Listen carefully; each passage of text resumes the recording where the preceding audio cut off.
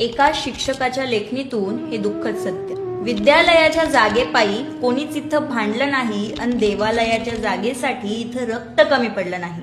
माझाच देव मोठा म्हणण्यात रक्ताच्या नद्या वाहिल्या, ज्ञानगंगा कोरडी पडत ओसाड शाळा झाल्या. शाळा अजूनही तशीच पडक्या तुटक्या भिंतींची, गरीब माझ्या देशामध्ये उभी मंदिरं सोन्याची. धर्मासाठी पैशांसाठी अनेक आंदोलने पाहिली, पण शिक्षणाच्या भल्यासाठी कुणी मोर्चा काढला नाही. शाळेमधील दानपेटी भरलेली कधीच पाहिली नाही आणि मंदिराची दानपेटी रिकामी कधी राहिली नाही.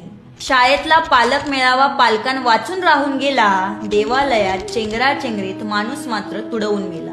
विद्येचे ज्ञान देऊन गुरुजी गरीबच राहिला आणि अंधभक्तांचे दान घेऊन पुजारी मात्र धनवान झाला.